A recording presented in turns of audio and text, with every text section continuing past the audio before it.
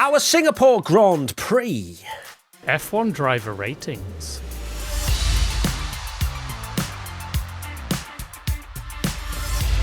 Right, let's start where we always begin, with Gabriele Bortoleto. Started the race in 14th, finished 17th. I am going to give Gabriele Bortoleto a 5 out of 10. Now, I believe he was a little bit unlucky with the fact that he picked up damage at the start. I think that kind of forced him into a pretty terrible strategy as well by pitting very early. Lap 14, he came in for a front wing change and then had to basically eke out the rest of the race from there. So I'm not going to really downgrade him for that. And the fact he finished 17th, it wasn't the worst place to start, but then I guess his qualifying wasn't great. It's a 5. It's not great, but it's not horrendous. Yep, I've gone for a 5 as well for Bortoleto. Disappointing race, really. Sauber, really not been with it since the summer break, have they? Not, they had that amazing, and particularly Bortoleto, that great run of form, but not a particularly great race from him, but maybe not as bad as some believe. No. When you're forced into an early pit stop around Singapore, when everybody who did well stayed out till like lap 300 on the mediums. Yeah, exactly. It tells you everything you need to know. The fans gave Gabriele a 4. Nico Hülkenberg started the race in 11th, finished 20th.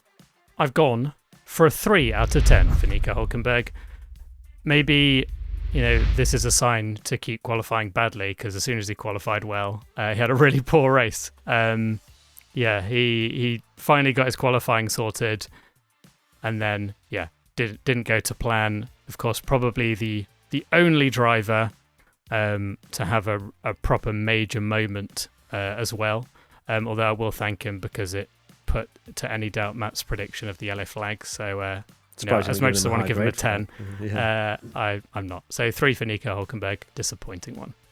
It was disappointing. My prediction for him was that top 10. Was it a Patreon? I think it was.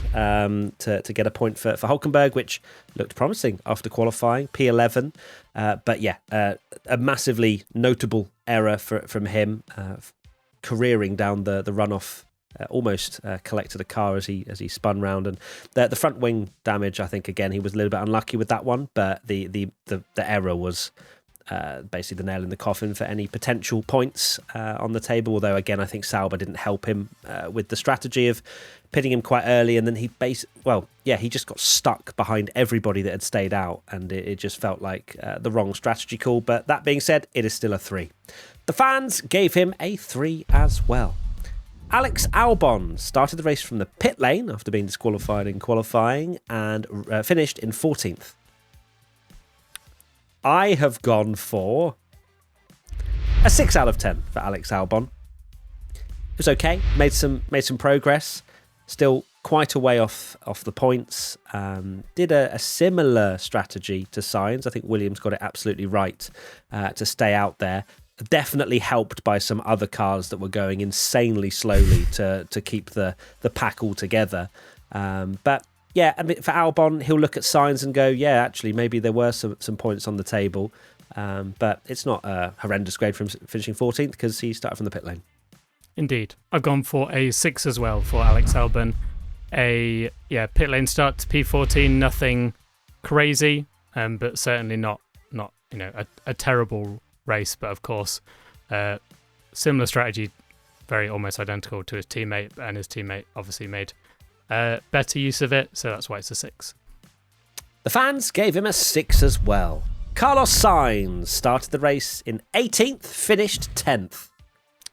I have gone for an 8 out of 10 for Carlos Sainz. Disqualified qualifying, started P18 of course, and got those points, made all those brilliant overtakes that I absolutely loved seeing on Twitter on Tuesday instead of the main feed during the Grand Prix when nothing was happening. But Carlos, amazing to get points, but I can't give him a 9, and this kind of will go based on kind of other grades that we'll see later on. which I normally base my kind of grades on, but still a fantastic performance from Sainz, and what a turnaround. And I'm hoping, based on Baku and this race, this is like the turning point now where Sainz is comfortable in that car and he's really starting to show, the driver that we all know he is. Okie dokie. I am going to give Carlos Sainz a 9 because I think it was close between an 8 and a 9. Very but close. I am going to give him his plaudits. I believe that. I meant to go, oh my God, one grade difference. How dare you? That is a massively polarising opinion, isn't it? An 8 versus a 9. I reckon if we'd seen all of them live, maybe we would have felt slightly better and slightly more strongly towards Carlos's grade. But I still think it's a 9 out of 10 to make that much progress around Singapore. Again, I think the strategy did, they nailed it at Williams, but I think Sainz's pace was also really, really good, and it's not easy to still make overtakes. To score a point from that position, I think definitely deserves a high grade. So well done to Carlos. The fans gave him an 8 out of 10. Isaac Hadjar started the race in 8th, finished 11th. I'm going to give Hadjar a 7 out of 10. Now you might think, wow, 7 out of 10 for an 11th, mate. You haven't even scored points. Guy was, and I'm going to use a very old reference here, like Fred Flintstone. He was literally using his feet to go round the Singapore Grand Prix circuit. You could visibly see how slow he was in a straight line. How he has still finished 11th is an absolute miracle, to be honest with you. So I'm going to give him a 7 because he definitely does deserve the plaudits there for somehow not finishing last. So well done, Isaac. I've gone for an 8 out of 10 for Isaac Hadjar. I think, as you've said, he was driving around a lot of the time with half an engine. It felt like, Daniel Ricciardo at Monaco all those years back. But of course, you can overtake at Singapore, even if it's very difficult.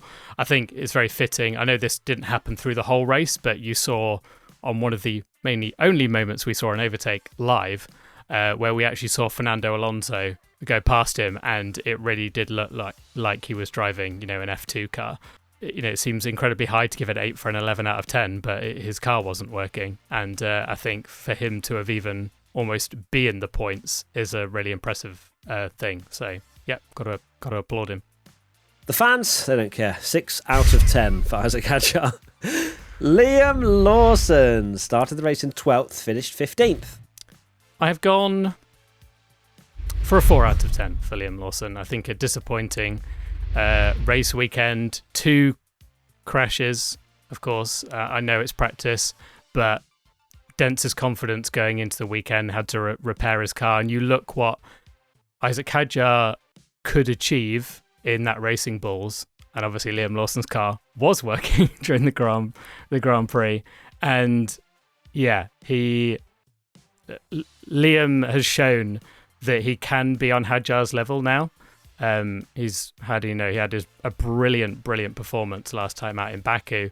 But this was a really messy weekend at a time when, the pressure is on about whether he keeps his seat.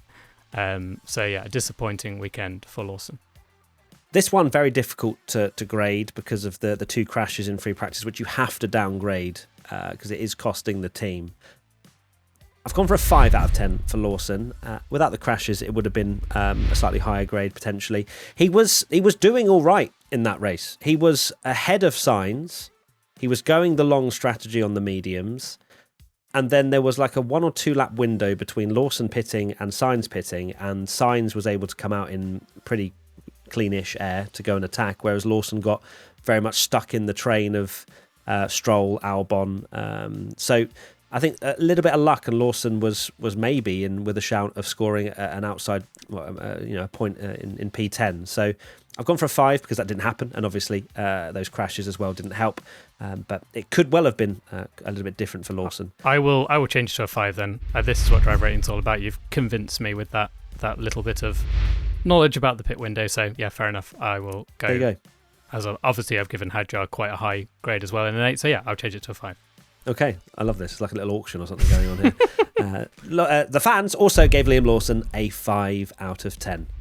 That's one. Sorry, we're getting 1 hour of sleep, Tommy. Just for a quick second, how you can give Hadjar 1 grade higher than Lawson though? That is pretty daft. Oh, you haven't got the fans? Absolutely. Yeah. That 1 hour sleep. Oof, Tommy is gonna come for you. Ollie Behrman Started the race in 9th, finished 9th. Oh, gosh. It's a 9 out of 10 for Ollie Behrman. Close to a 10, as you can tell by my deliberation and weird squeaky noises that I made. A brilliant weekend from Ollie. Don't think I can quite give him the perfect 10 score, but still brilliant in qualifying. Made it into Q3 completely. It has to be said, I hate to say it because I love Esti Bestie, but trounced Ocon in qualifying and then just delivered a really solid race from there. Of course, had that contact into turn 1 as well, where his race could have absolutely been curtains. But he was fine and settled into his own race, finished on his own, and a couple of points for Haas. So 9 out of 10. Yep, I've gone for a 9 out of 10 for Ollie Behrman as well. Absolutely brilliant drive. I will say that I think it was actually his best drive of the year. Just brilliant all weekend. But I can't give him a 10 when we've seen, Carlos Sainz, Nico Hülkenberg, Hadjar get podiums this year. Not saying that Ollie Behrman needs to be a podium, but it is a 9th place. But it's still a very, very good grade, and it's a very good 9 because he is, like you say, trounced his very experienced teammate, and really starting to see some great stuff from Ollie Behrman. I think he was really, really impressive this weekend. Hell yeah. The fans gave Ollie a 9 out of 10. Esteban Ocon started the race in 17th, finished 18th. I've gone for a 4 out of 10 for Esteban Ocon. Disappointing one.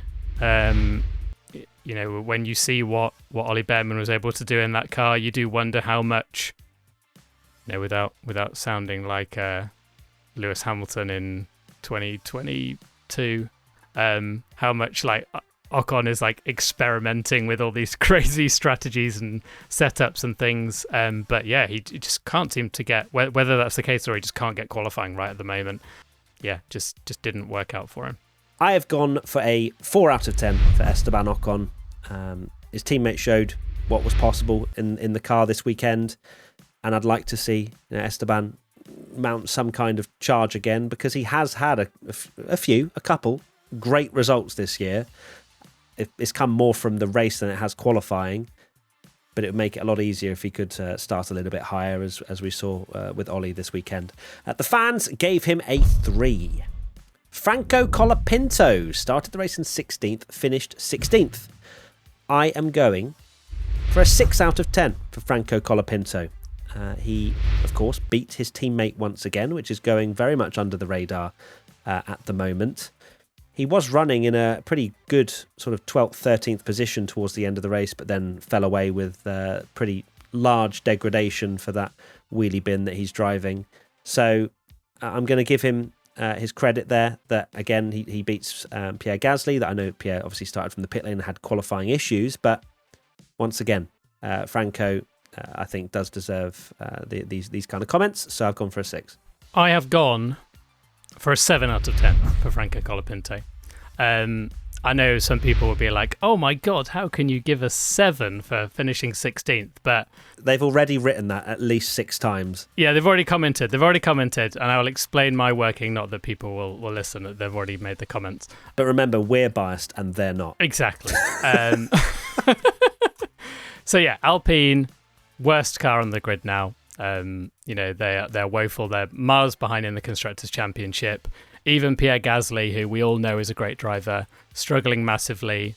And Franco has out-qualified him again. 4 from 5 now. Right, I know Gasly had the issue. I know he had the issue, but he was ahead of him before. So, and yeah, he makes a great start up into 13th. And yeah, I was convinced that when he pitted for mediums very early, I was like, well, why on earth have they gone for a 2-stop? He's going to struggle with tyre deg there. That's a crazy strategy, and he's going to just have, finish easily dead last. But instead, 16th is nothing to write home about, but he's beaten 2 Saubers, a Haas, and his teammate.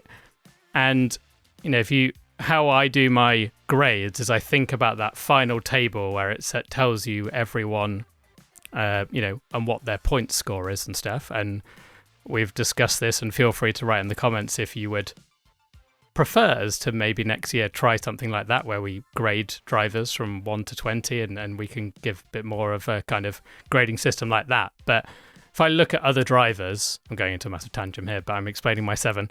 If I look at other drivers like Alex Albon, right, he's finished 14th in a Williams, which is a decent car, and he's finished behind his teammate, and Colapinto's finished 16th in the worst car on the grid and finished ahead of his teammate, and I can't give him the same grade, so it's a 7. Oh, 1 hour Tommy is really diving into the lore of this F1 driver ratings. Okay, perfect. The fans don't care, mate. They literally don't care. Of course they don't. It's always honestly, Colapinto. I'm surprised they didn't give him a 2. That could have been an email, mate, honestly, to be honest with you, because the fans gave him a 5.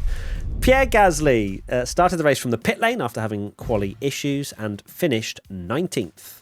I've gone for a 5 out of 10 for Pierre Gasly. Yeah, just it's hard to grade someone based on how is it like woeful, or is it just the fact that their car is the worst? And I think it's the latter, that their car is terrible. Of course, unlucky in qualifying to not be able to finish his lap and have that issue.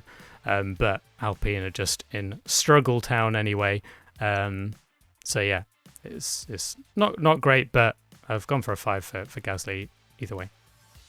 I've gone for a 5 as well. Starting from the pit lane obviously puts you on the back foot, and he finished, I know, a few positions behind Colapinto, 16th versus 19th, but he was right behind Ocon and Bortoleto at the end of the race, and 4 seconds off Colapinto around a track that we know is very difficult to overtake in the worst car on the grid. So yeah, that's a 5 from me. The fans gave him a 3. They reckon they are grading last year's Alpine there. Should make that steering wheel steer in qualifying, and he doesn't. They don't like the fact that Pierre Gasly didn't fix it on the fly. Lance Stroll started the race in 15th, finished 13th. Lance Stroll is going to receive a whopping 5 out of 10. Thank you, Lance. Very much just down the middle.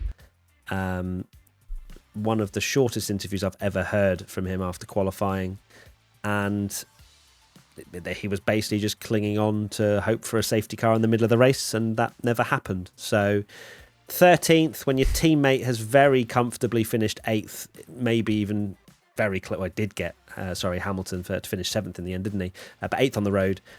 It's just another kind of meh. On to the next one for Lance. I've gone for a 6 out of 10 for Lance Stroll. I think it was, not the greatest weekend, but I think Aston Martin really failed to deliver the car that I expected them to have around here. They didn't look. Oh, it was a pretty good great. car, no? It wasn't great. No, I wouldn't say it was great. Alonso literally finished best of the rest by a country mile. Yeah, but he qualified 10th, is what I mean. It's still a 6. I'm not giving him a 10. I know. It wasn't the grade I was questioning. It was a comment about Aston Martin not delivering a car, which I think. I don't think they were like comfortably best of the rest like I thought they were going to be. I think they were very much in the pack. Yeah, I see. Yeah, of course it is. We'll get on to him later. But yeah, Lance 13th, probably. Not quite in the points. It's not absolutely woeful, but it's also not better than a 6. So I've gone for a 6. 35 seconds off his teammate. Crazy. Right, the fans gave him a 5. Fernando Alonso started the race in 10th, finished 7th. We'll just let Tommy go now. Right, just everybody sit back, relax, and enjoy the fanboy. 10. Done. Well, that's not going to look great on the edit, is it? That's not going to look great, is it? Come on. Okay. Look, Fernando Alonso, a mega drive.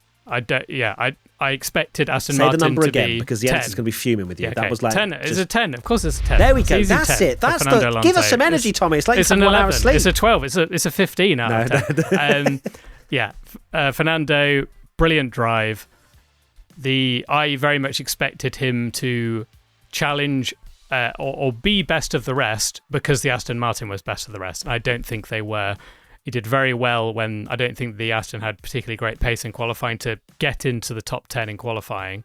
So to then basically make his way to, the front of that best of the rest, then have that horrendously slow pit stop, which should have just completely ruined any chances of him being able to get points, really. And Fernando Alonso being Fernando Alonso just does Fernando things and just drives past everyone. drops absolute hilarious team radio messages, and brilliant drive. And I said this to you, and maybe this we'll get into Hamilton later, but in a championship fight that's been far too friendly, I'm glad to see Hamilton and Alonso still beefing after 18 years. That's the over sport I love. Seventh place. Over 7th place. Yeah, that's the sport I love. Yeah, we love to see it. For me, Fernando Alonso gets a 10 out of 10 as well. As I say, I kind of disagree with the level of which Aston Martin and the car that they had underneath them. They've already shown that the high downforce tracks are where they definitely can perform much better. Their efficiency in low downforce tracks just shocking, and as we've seen at places like Baku and Monza. That being said, Alonso, should he have still finished 8th or 7th, obviously after Hamilton's penalty, with that 9.2 second pit stop, I thought it was done. Of course, I good surprised him this weekend, and when I saw that, I was like, he's going to struggle to get a point now. But he just flew through the field, not that we saw any of it. But we saw the replays on Monday morning, and that was great. But a brilliant drive from Alonso. 10 out of 10 from me. The fans gave him a 9. They think he should have got out the car and fit the wheels quicker himself. All of you. Oh, Tommy, don't call our listener. Come on, take that back. I know you've had 1 hour's sleep. Come on. Wait, hang on. I'm going to look at the grade and I'll tell you who's pathetic, and I'll credit the people that gave him. Oh 10. No, Tommy Unleashed on driver ratings. That's fine. 29.8% of you are goated, and okay. The rest of you. Right, so you've just slandered 71% of our listeners. That's great. Right, we might have to mute Tommy from here on in. Moving on to Kimi Antonelli. Started the race in 4th, finished 5th. I'm going to lock in a 7 out of 10 for Kimi Antonelli. Goodness gracious me. Like, I know that we're celebrating, and 7's like a good grade. It's good. Like, well done. You showed some pace, showed some potential. I honestly think he could have finished 2nd this weekend. But he overdrove the car in qualifying, and that just essentially put him on a massive back foot. I liked the move he put on Leclerc after he knew Leclerc had brake issues. I didn't obviously like it because he went past Charles Leclerc, but you know what I mean. But to finish 35 seconds, I think it was at the end, off your teammate, when he had looked so good in practice and on the run, it just looked like he was there. George said himself that Kimi was literally faster than him at the start of the weekend. So it's one of those where you go, good enough, learn from it, but there is a ceiling there, and it's quite far away than what we're actually seeing right now from Kimi Antonelli. So that's why I've gone for a 7. Yeah, definitely. I've gone for a 7 for Antonelli as well. I think he would have absolutely bitten your hand off for a P5 a few races ago when he was in that massive slump. And you think P5 should be a fantastic result. This is exactly what he should be doing. But unfortunately for him, he did look so quick in the practice sessions, and even the Q1 and things like that. And it was like, okay, he legitimately could be right up there in qualifying here. And even after starting 4th, loses a place at the start, and then he found himself battling the red wheelie bins. So, yeah, it's disappointing for Kimi, because it's a what might have been, but it's still a positive because he's had 2 good results now, back to back, and that is, he just needed that confidence boost, didn't he? Really, he did. You look at the drivers he's beaten, both Ferraris who both did not have brakes. And then you look at it and you go, it is a 7, but it's when Russell so comfortably won. It's a little won, bit of a stretch. I think it's, but obviously he's a rookie, so you take these things into account. The fans gave him a 7 as well. George Russell started the race in 1st, finished 1st. It's a 10 for George Russell. A brilliant drive, faultless, fantastic 2 qualifying laps. Yes, we're seeing quite a lot of races this year where maybe a good majority of the work is done on a Saturday to win these races, but can't take it away from him to still deliver in very difficult conditions. He looked absolutely ruined at the end there. Really long race, no respite because apparently we don't have safety cars at Singapore anymore, and a fantastic drive from George. Give him his contract. Well, he's going to have one, isn't he, one way or Yeah, another? yeah. But give him the length of contract that he deserves. Of course, I've gone for a 10 out of 10 for George. He just, when the car is there, these are the kind of performances that George puts in. And it is scary to see in some ways. I'm like, oh no, another driver that could definitely win a world championship before my favourite driver. But look, you can't take anything away from him. Qualifying was sensational, 2 laps within 7 thousandths of each other, and then looked completely and utterly unbeatable in the race as well. Max did get close, but George didn't make any mistakes. He lost almost 4 kilograms of weight by the end of the race, and you could tell that race was tougher for someone like George, who I can absolutely relate to, of not particularly liking the heat.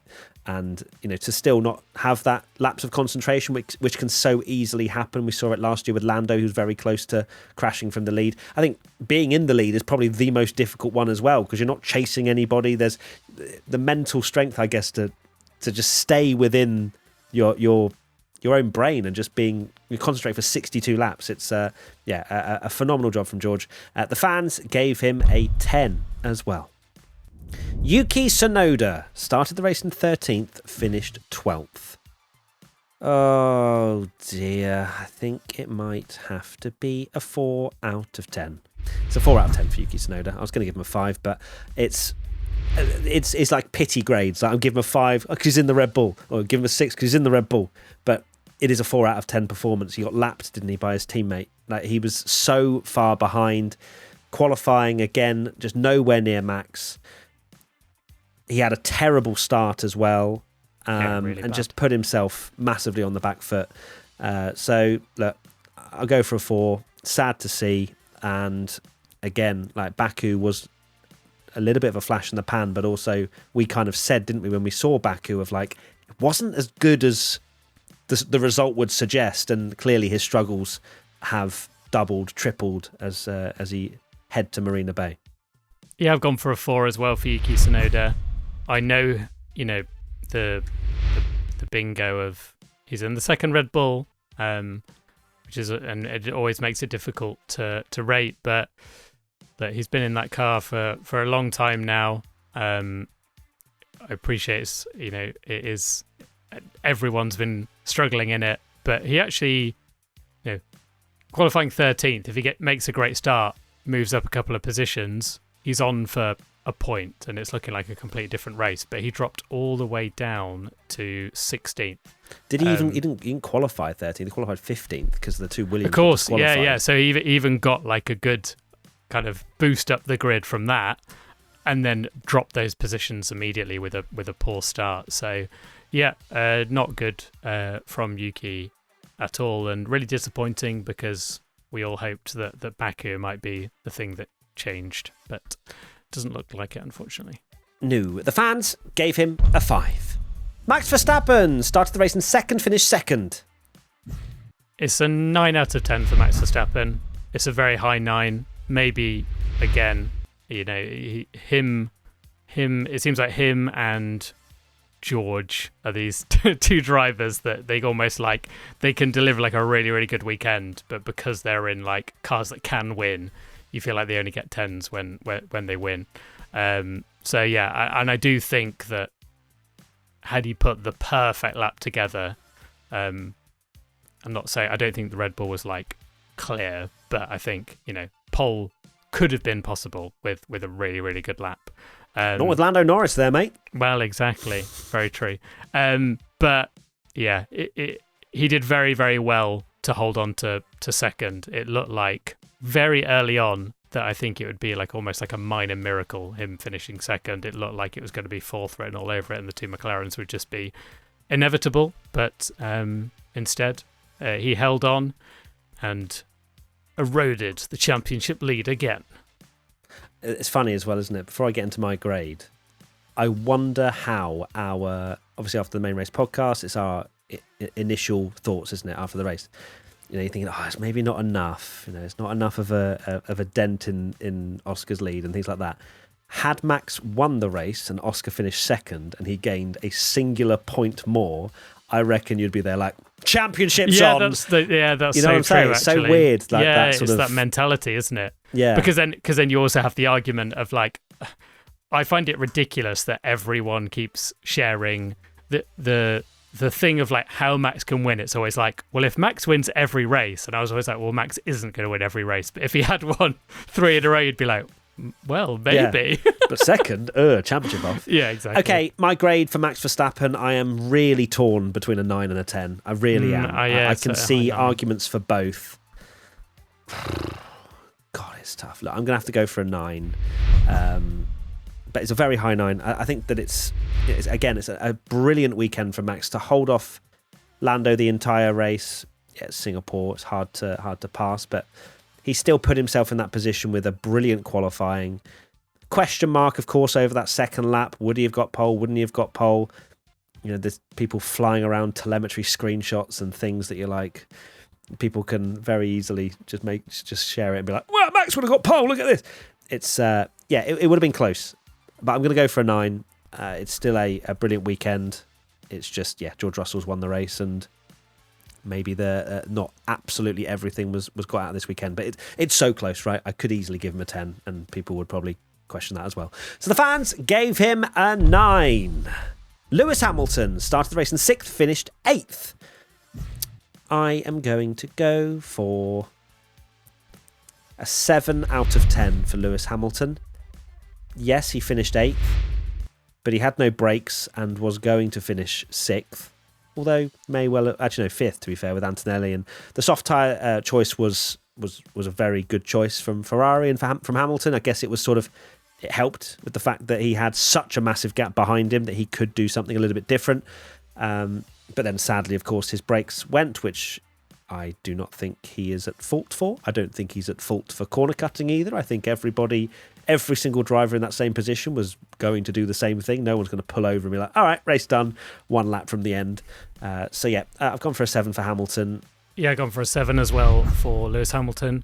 Ferrari are so difficult to grade this year because they are in this kind of no man's land now where they're looking like the 4th best car, but they're ahead of the midfield, and they're just spending the entire race just hoping the car doesn't disintegrate. So I think Hamilton looked all weekend like he had he was on Charles's level and sometimes better than him as well. So if he continues what he did here, all those questions about, has Hamilton got it anymore? He's washed, all this kind of stuff. It goes completely out the window. Hamilton, the fans gave him a 7 out of 10. Charles Leclerc started the race in 7th, finished 6th. I've gone for a 7 as well for Charles Leclerc.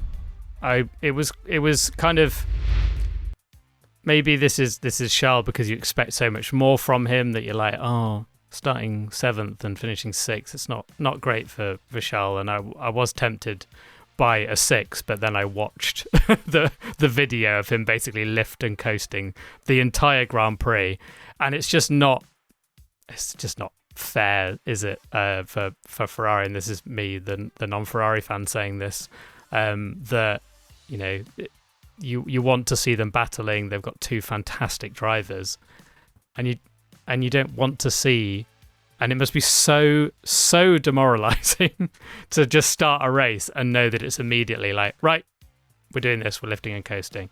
It can't be fun at all. So yeah, it's a 7 for Charles.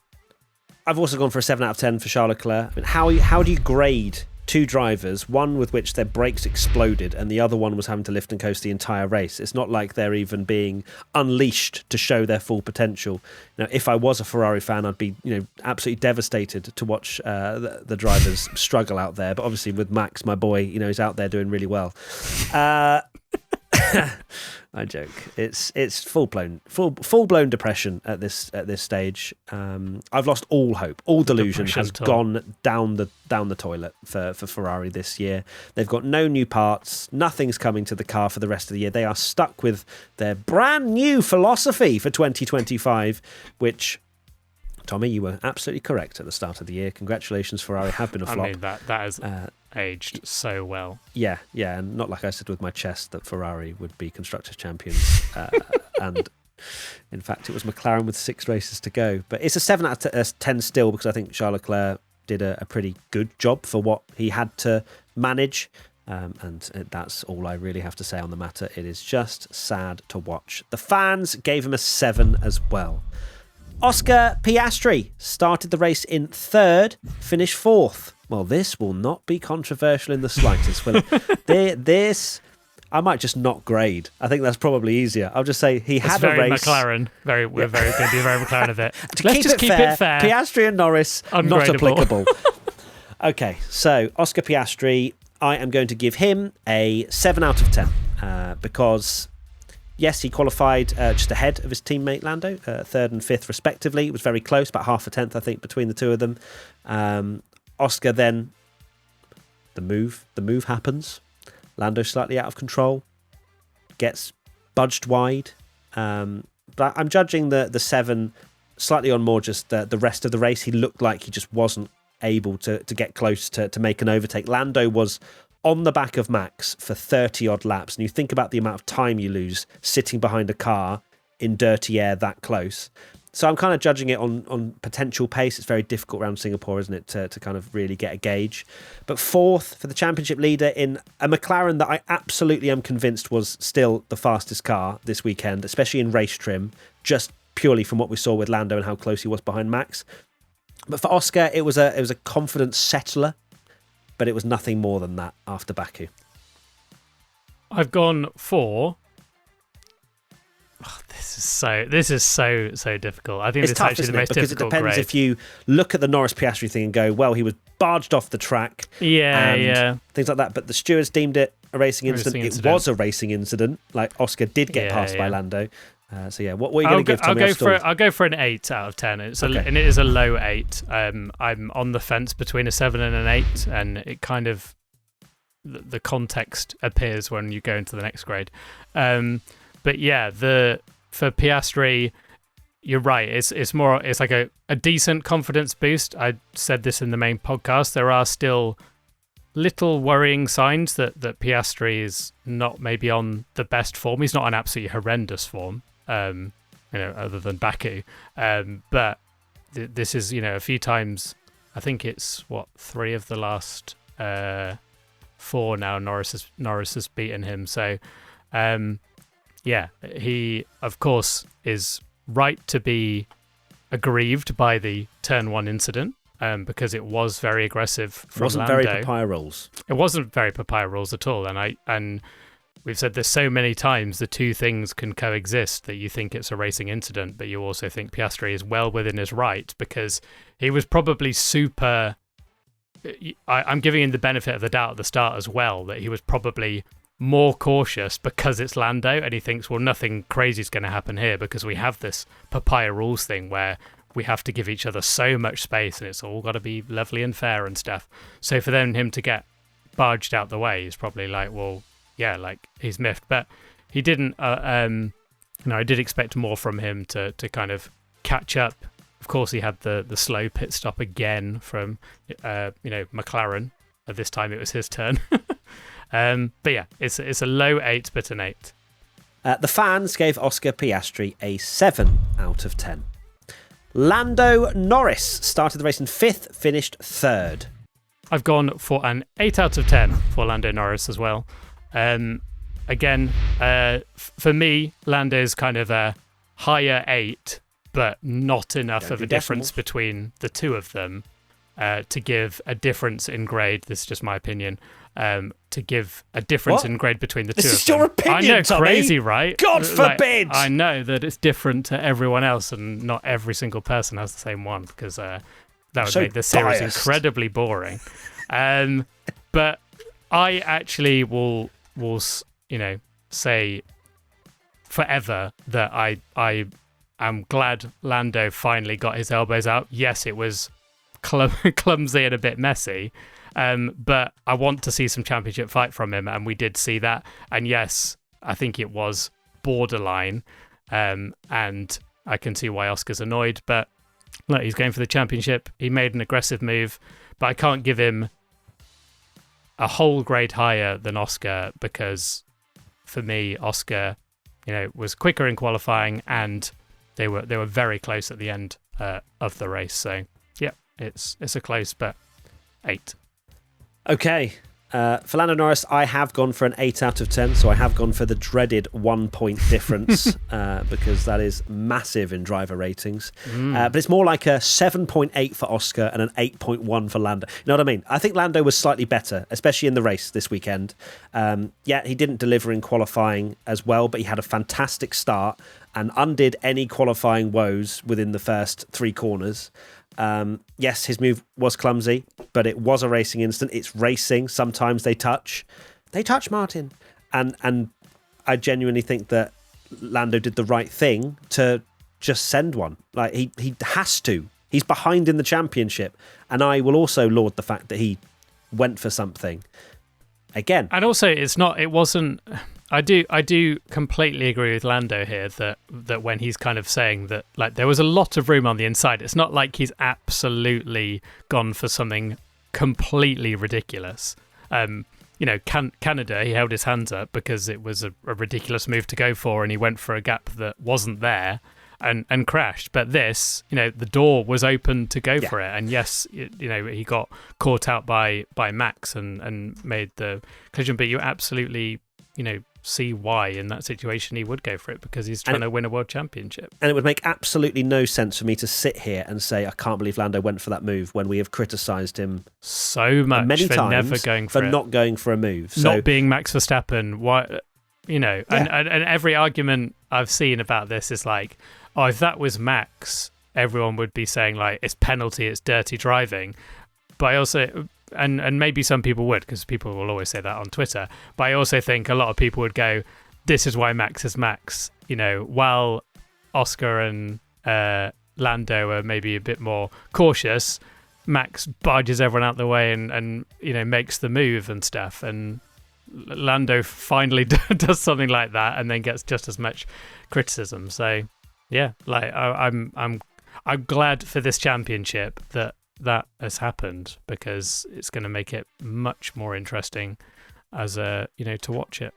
Yeah, hopefully Lando has subsequently deleted Papaya rules in one fell swoop with that move on lap 1. And if not, Oscar Piastri will have from his brain, I'm sure. Oh yeah, for sure. 8 out of 10 from me. The fans gave Lando an 8 as well. So who is our P1? For me, my P1 is George Russell. A perfect weekend. It has to be a 10 from me, and not much more to say from it. I look forward to George Russell winning Las Vegas. That'll be the next time Mercedes turn up.